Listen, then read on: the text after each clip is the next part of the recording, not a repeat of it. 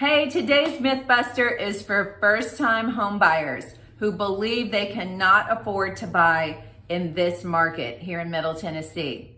Hey, I'm Lori Cloud with Keller Williams Music City, and let me share some data for you. You know I love to crunch those numbers, and I really look to some outside resources who have done a lot of studies about affordability. And again, Nashville is actually ranked number 21 in most affordable major metro cities. A single person needs an income of about $61,000 to buy the average home.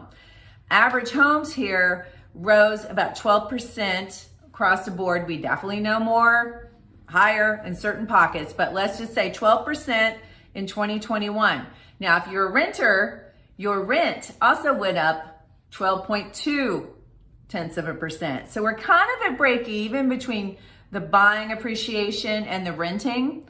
But the big difference, of course, is that when you're renting, your rent, you can't control what the landlord is going to do to up your number, right? So if you bought a house last year for $350,000, then today it would be worth about $392,000. Great appreciation, right? Get their 12%. If you were renting last year at the same time you could have been moving into a new house, your rent is actually going to go up another $152 a month. And that is where the real pain comes in, right? This is like, wow, not only should I have bought, it was less expensive last year, but now I'm even paying more rent.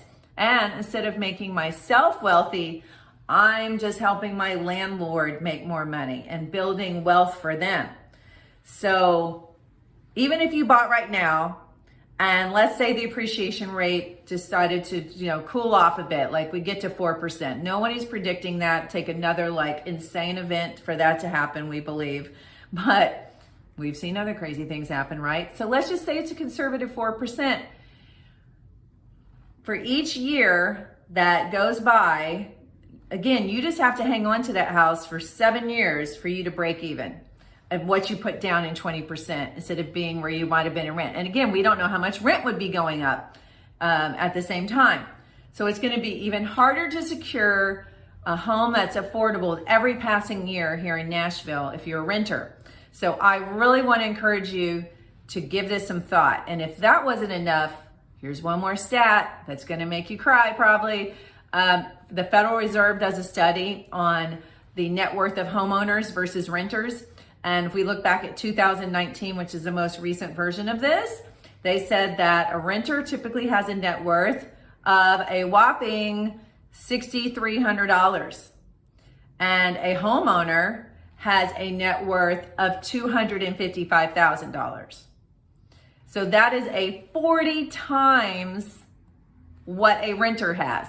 That's amazing. Even if you thought, well, that number, I don't know if I believe that number.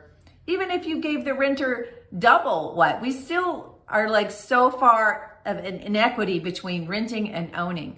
So do yourself a favor and at least explore it. Just take the first step. We don't have to say you got to go out there and start writing offers right now. We got to get you really understanding the numbers and see what works for you. And of course, every zip code is different and every neighborhood is different, and you do need some cash available to make that down payment. But I just want to make sure you understand that first-time home buyers are not priced out of this market yet. As long as we're staying even pace with renting, we're always going to be on the upside as a buyer. And I want to help you build wealth for yourself. So call me and let's figure this out.